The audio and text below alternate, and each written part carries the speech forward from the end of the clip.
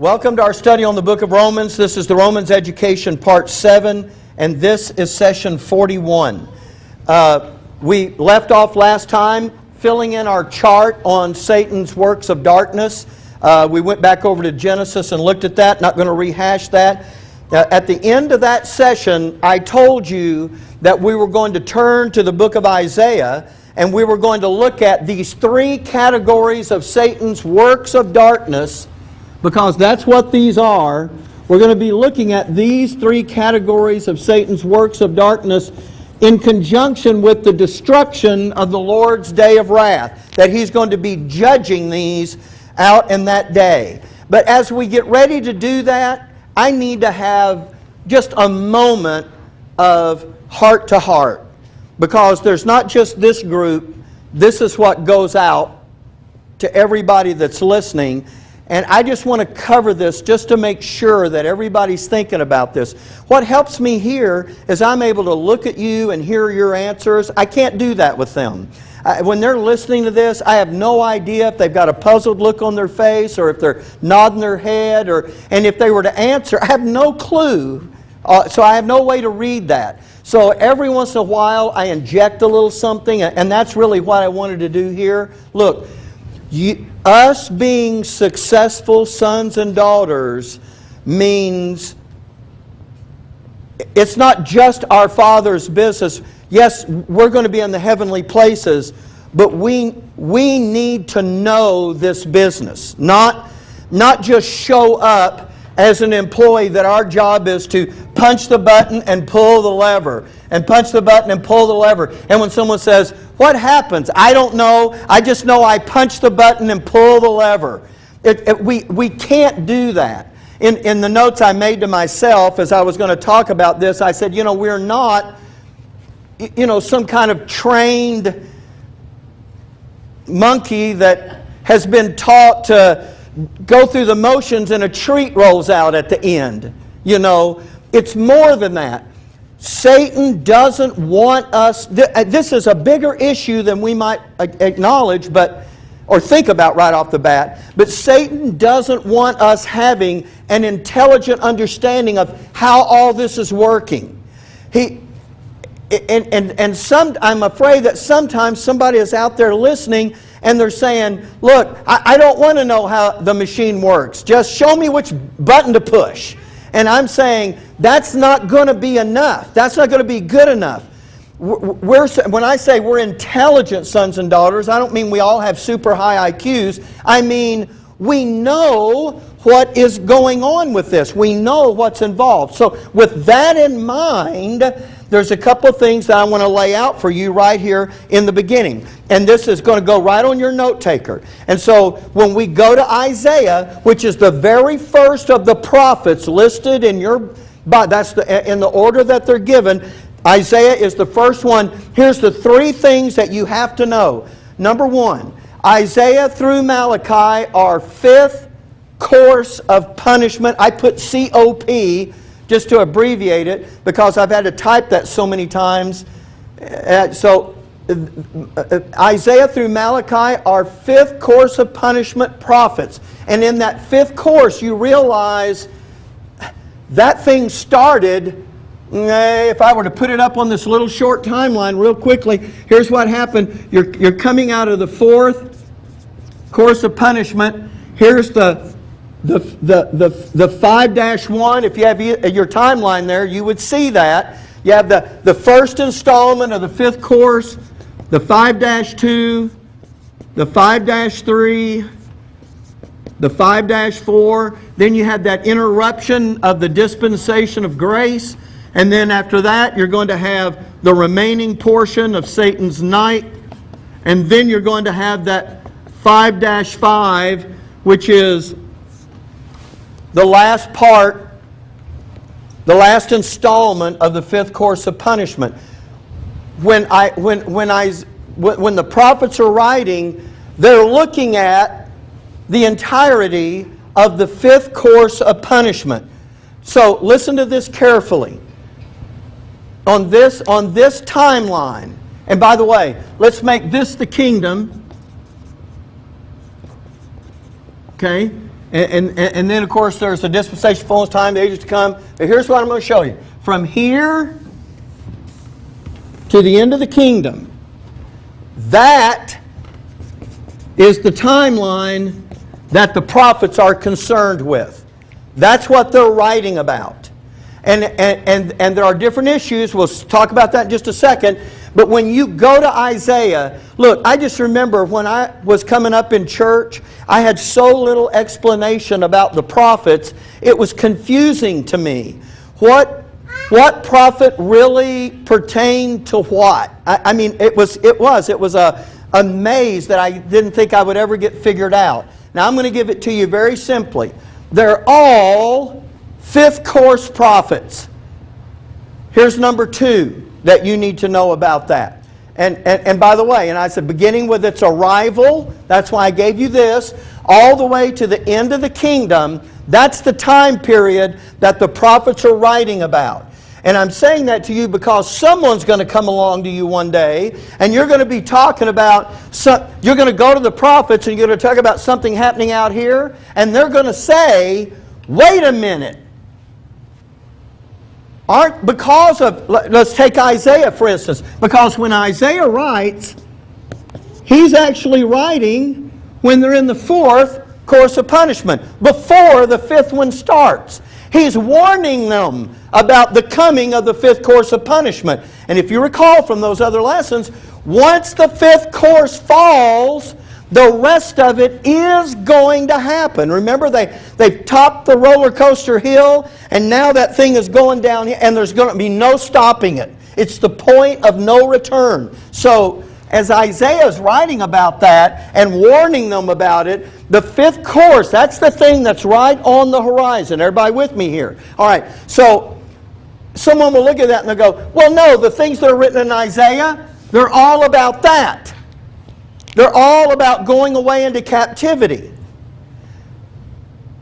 What you now understand is that he's not only writing some things about the coming captivity, he's writing about the entire, this, of course, being excluded, the dispensation of grace. He's writing about the entirety of the 5th course of punishment and the kingdom. You remember those passages where it talks about, and the lion and the lamb will lie down together and blah, blah, blah. Those are kingdom issues. Those don't have anything to do with the Babylonian captivity. So I'm giving you an overview. Here's the next thing. Isaiah through Malachi are composed of 2 groups. And if you're going to divide up the prophets, don't divide them up into major and minor, depending on the size of their book. I'm going to tell you why some are bigger than others today. But you have Isaiah to Zephaniah, because Isaiah to Zephaniah, those are all written either before or during the first installment of the 5th course of punishment. But when you talk about the last 3, Haggai to Malachi, folks, those are written in the 2nd installment. And that's important. Why? Because the 3rd installment is the great silence. The 4th installment, look, this is during the earthly ministry of Jesus, when Israel's Messiah shows up. The 5th installment is out here in the day of wrath. Everybody with me? Everybody sees that? So here's my point. These guys, they're writing after this one is already over. The 70-year captivity is gone. Babylon's not in power anymore. So they're writing, talking about God is about to go silent to the nation, and the next time you hear about it, it'll be because the Messiah is going to show up. That's how God is going to break the silence. And He did that with John the Baptist. And John was the forerunner, as was prophesied in the prophets. Remember, Jesus said He comes in the power and spirit of Elijah. And that was that whole issue over there. Well, okay, so having said that, you see those are the 2 groups, and here's the third thing. There is structure and order to the prophets. In other words, the way you encounter them in your Bible with Isaiah and Jeremiah and Ezekiel and Daniel, the way you go through the prophets, God did it. They're not just in your Bible, harem-scarum, where God says, well, let's just put the big ones up front, let's put the little ones behind them. That's not what He did. Or to say, well, you know what, I could have put Malachi first, and I could have... No. Just as there is order to our epistles of Romans to Philemon, there is order also to the prophets. Now, having said that, let's look at this thing about the backdrop to Isaiah, because that's the prophet we're going to be looking at first. Now, this is critical, and I just need you to have this in your mind. All of the prophets concern themselves with 7 major doctrinal issues. That's what everything written in all of the prophets together, they're all focusing on one or more of 7 major doctrinal issues. That means I'm about to tell you what the prophets are writing about in all the things that they're writing. So here we go. Number 1. And you have this on your note taker. The first doctrinal issue is the details about the first installment of the 5th course of punishment. Because that was a turning point for Israel and Judah. That was a point of no return. And that's why it was important for them to hear some things about that. They're being warned about it. This is your last chance. If you get taken away captive out of the land, you have started a process which is not going to end until it gets out here at the end.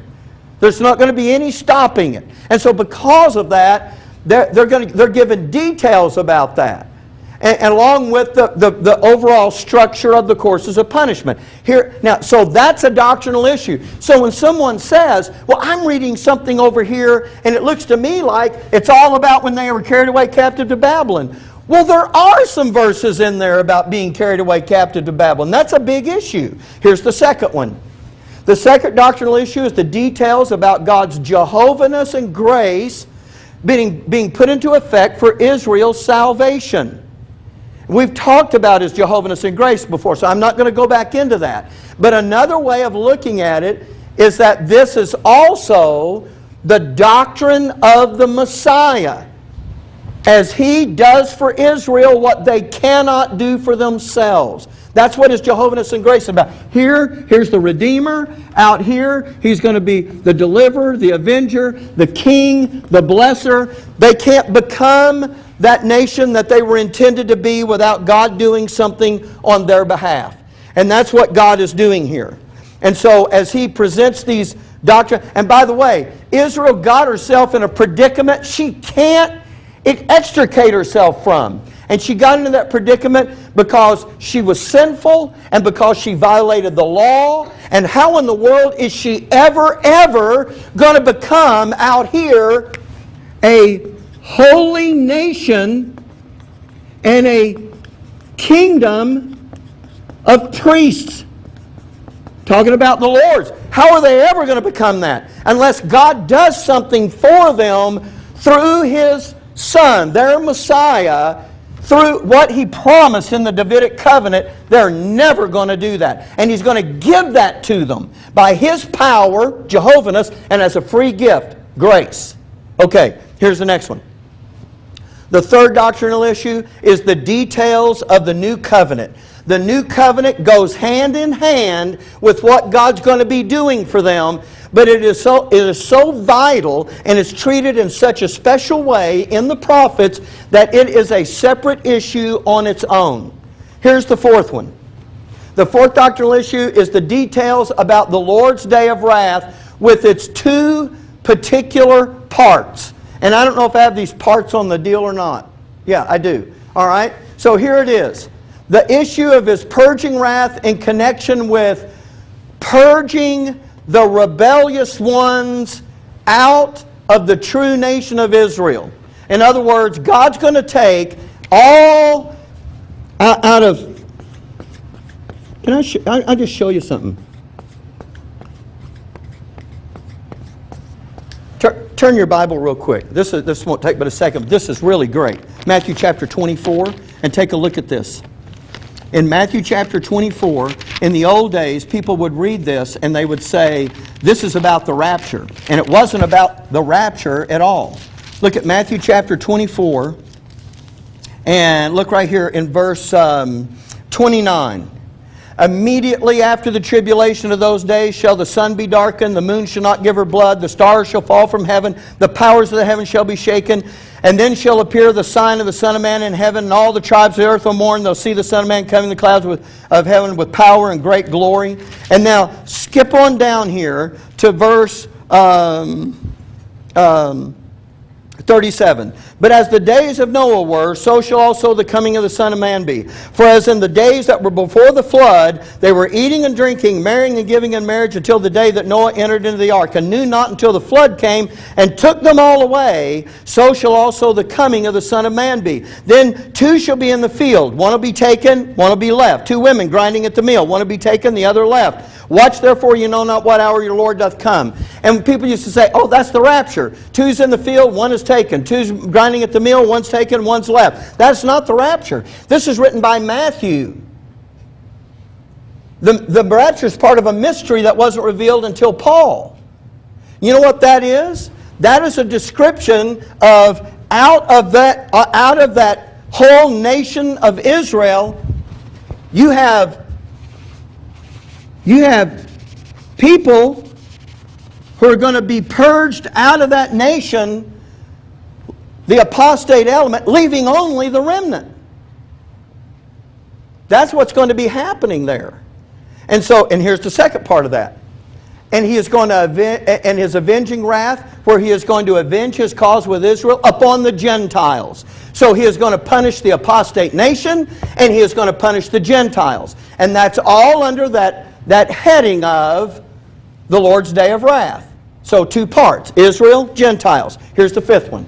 The fifth doctrinal issue is the details about Israel's prescription for cleansing. And you could say this another way, I don't have it in your note taker, but you could call that the doctrine of the remnant. Because if you're going to become part of the believing remnant of Israel, there is a prescription given back in the Old Testament prophets that tells you how to do that. And that's exactly what John the Baptist is preaching when he's down there at the River Jordan, baptizing people and telling them about the one that's coming after him. The sixth doctrinal issue is the details about the time schedule. And again, we could spend a long time, we spend Sundays on all of these. But look, in order for you to know what's happening here, this is not just a study of the prophets. In order for you to understand this whole business that your father is involved in, you're going to glean some understanding out of this. So here's what you have. You have Isaiah. Isaiah comes along, and you know what? You're reading Isaiah, and you know what? You're wanting a time schedule there. And then you come to Jeremiah, and in Jeremiah, suddenly you're told how long the first installment is. It's 70 years. And then Ezekiel picks up on that and says some things about it. And then along comes Daniel, and the whole rest of the time schedule now, other than this, is given in Daniel. And he lays out the whole time schedule. That's what makes Daniel the hub that everything kind of circles around in the prophets. Because then, when the other prophets come along and talk, they're just going to be laying things on Daniel's time schedule as to where those things take place. Now here's the seventh. The seventh major doctrinal issue is the details about the kingdom. And there's a whole list of things that go along with that. In other words, when we talk about the kingdom, you can talk about the ramifications of the kingdom, the glory that will be Israel's, the glory that will be the Lord's, the what God is going to establish out there in the kingdom. And there's a whole host of things that's talked about there, but that in a single doctrinal issue. Now look, all those 7 things I just gave you, that you just wrote down on your note taker, anytime you go to any of the prophets from Isaiah to Malachi, you realize they're talking about one of those 7 doctrinal issues. They're either talking about that first course of punishment, or they're going to come along and they're going to talk about God's Jehovah-ness and grace, how He's going to do for them what they could not do for themselves, or He's going to talk about the new covenant, or He's going to talk about the prescription for cleansing, how you're going to become a part of the believing remnant of Israel, or He's going to talk about the day of the Lord and the wrath that He's going to pour out on everything, or He's going to talk about the time schedule, or He's going to come along and talk about the kingdom. And that is what the prophets are doing. Because all of those things have to do with Israel's future. Everybody with me here? I wish somebody had told me that when I was 20 years old, starting to study this book.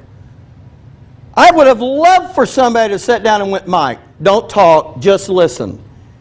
I'm going to help you here.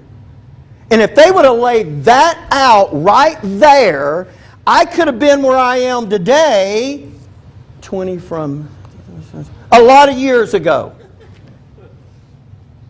I would have loved that. But here we are. Okay, so here's now. I'm going to take you back to something else you had in your note taker. I said, as we go back up where it says the basics concerning Isaiah, and I gave you number 1, that there were 7 major doctrinal issues. Here's number 2. Isaiah's method is to lay down information and then come back.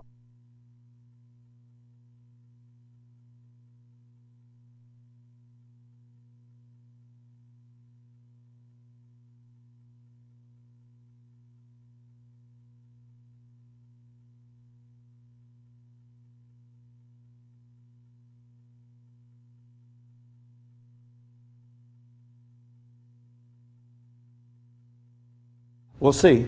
We'll see how long that lasts. Wow. Okay. Back on? Okay. So, it's Isaiah's method. He's going to lay down information. He's going to come back and build on that. Then he's going to give you some more information. Then he's going to come back around and give you the details of that. And it's just going to go on just like that. And to give you an illustration of that method, look with me. Isaiah chapter 1, verse 1. The vision, what have I got left here? The vision of Isaiah, the son of Amoz, which he saw concerning Judah and Jerusalem in the days of Uzziah, Jotham, Ahaz, and Hezekiah, kings of Judah. Look, when he says the vision of Isaiah, that's a singular vision, and now he begins to introduce that. And look, the first part of that vision is going to be given to you in Isaiah chapters 1 through 5. That's the first bulk of information. And let me tell you what he's going to do in those 5 chapters. In the first 5 chapters, Isaiah, even though some of it is going to be very quickly done, he is going to give you a very broad overview of the entire 5th course of punishment.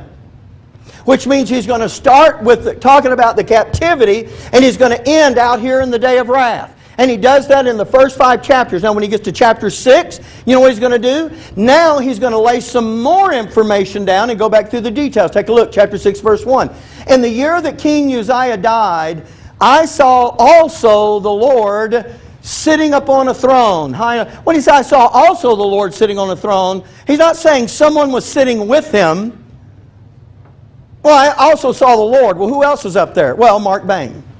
No, he wasn't. Sitting on the throne, high and lifted up. I don't know. But what he's saying is, he's picking up from chapter 1, verse 1. This is the vision that Isaiah saw. When you get to chapter 6, he says, I saw also. Now he's giving you the next part of the vision. Do you see? He's giving you the next part of the vision. This goes all the way through the book of Isaiah. Now, we've done what I wanted to do with that, so I don't need to go any further.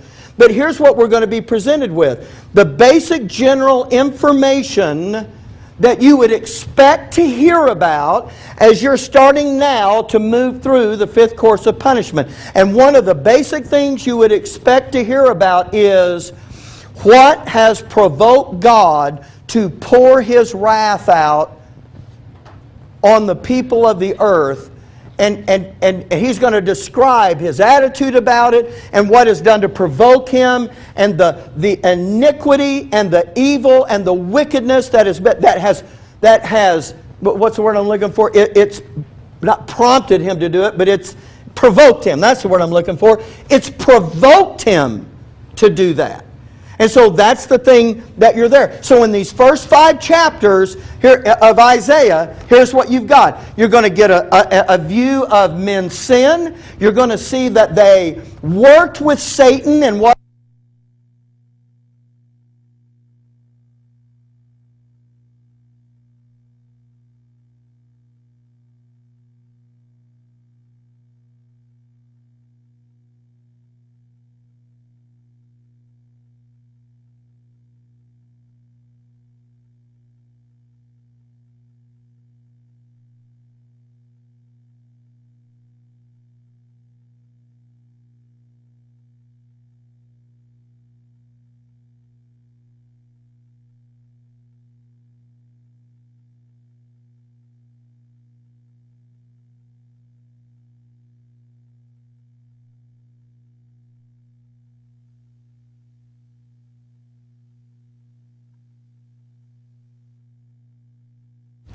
How about now? Okay. Did that leave off right there when you interrupted me again? Yes. Okay. So, I don't know what I was saying. Oh, yeah.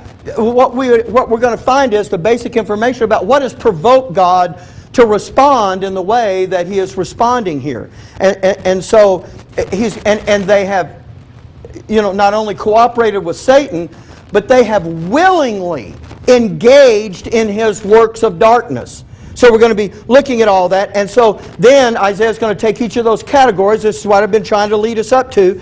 And he's going to take 3 chapters within those first 5. It's going to be chapter 2, chapter 3, and chapter 5. And he is going to focus on one category in each one of these chapters.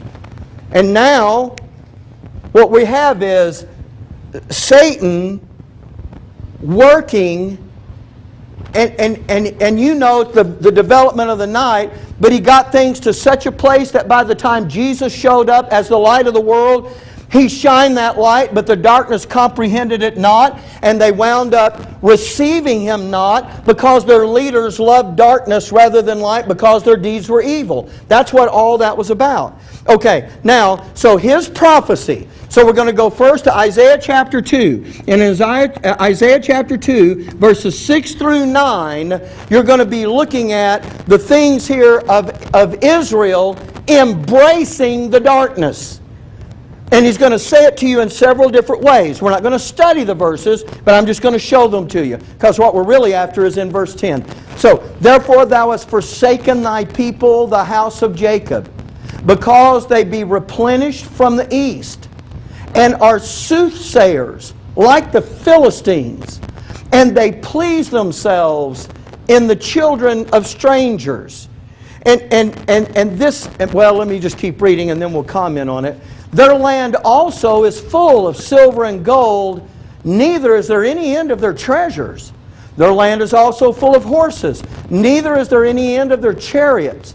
Their land is also full of idols. They worship the work of their own hands, that which their own fingers have made. And the mean man boweth down, and the great man humbleth himself. Therefore, forgive them not. I want to tell you this little story. I promise it'll take but 30 seconds to tell it. But when I was in Louisiana, we had a bunch of guys in the youth department that, felt like they wanted to go into the ministry. And so they were always looking for opportunities to preach. And so we used to do this little thing. When we were taking a trip on the bus, what we'd do is we'd have one of those preacher boys stand up, and somebody in the bus would call out a book. I'd say, somebody call out a book. And somebody would holler, Isaiah.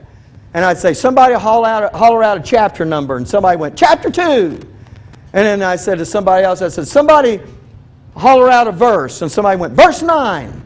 And he had to turn to Isaiah chapter 2, verse 9, and he had 30 seconds to get his thoughts together, and he had to preach a 2-minute sermon on the verse. We're in Isaiah 2:9, and that happened to be one of those verses that day. And I remember the name of the young man that was doing it. His name was Barry O'Neill. And Barry read this verse, and the mean man boweth down, and the great man humbleth himself, therefore forgive them not.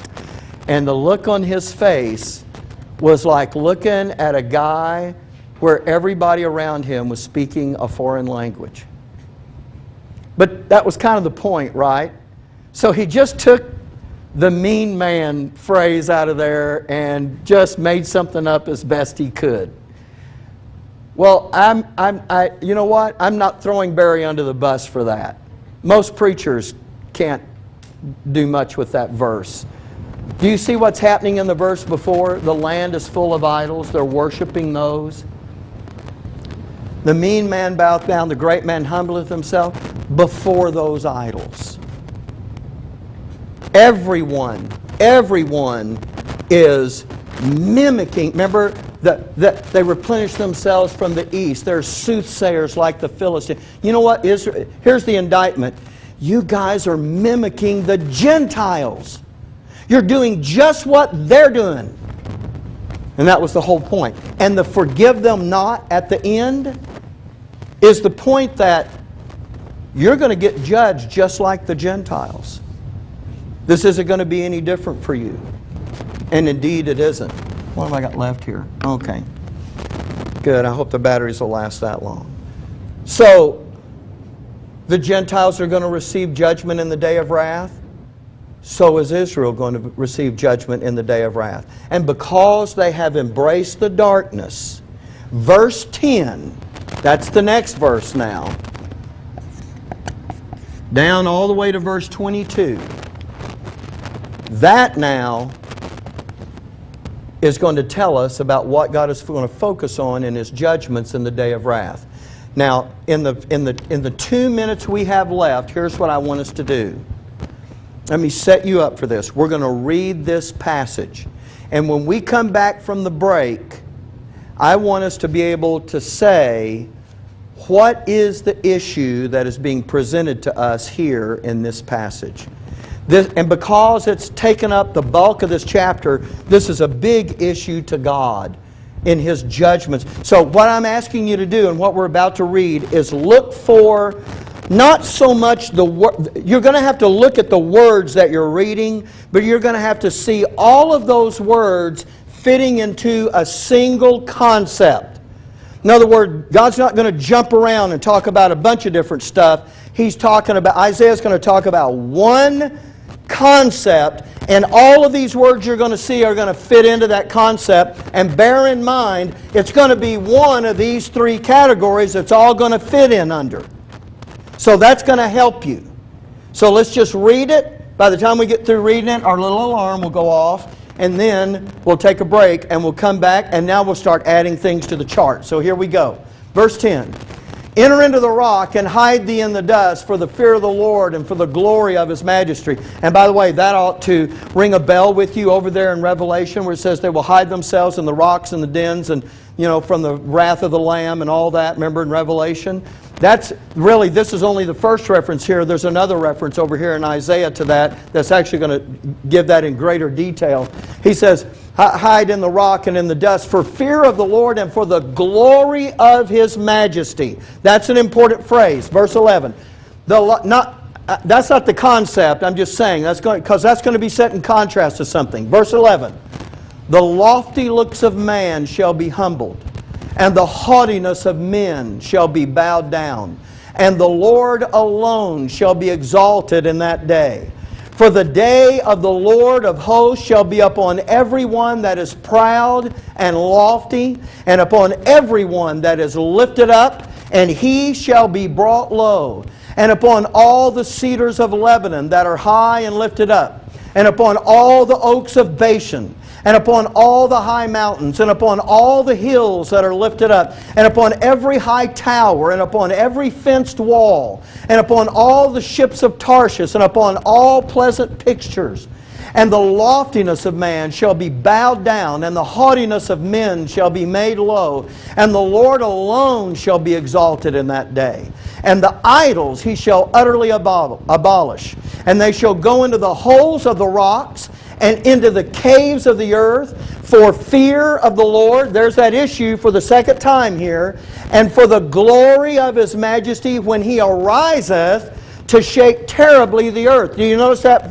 When He ariseth, What has he been doing up till that time? Sit thou at my right hand till I make thine enemies thy footstool. Now he's going to arise to shake terribly the earth. In that day a man shall cast his idols of silver and his idols of gold, which they made each one for himself to worship, to the moles and to the bats, to go into the clefts of the rocks and into the tops of the ragged rocks, for the fear of the Lord and for the glory of His majesty, when He ariseth to shake terribly the earth. Cease ye from man, whose breath is in his nostrils, for wherein is he to be accounted of? And that last question is rhetorical, actually. Now, don't give it to me, but just before we break, did anybody think you identified which category that fits in? It really wasn't. I mean, if you were looking at those words, it became pretty apparent, didn't it? Now, we're going to look at it when we come back, and we're going to start adding some things to the timeline. So we'll stop here, take a break, and I'm going to see if I can get batteries that'll last.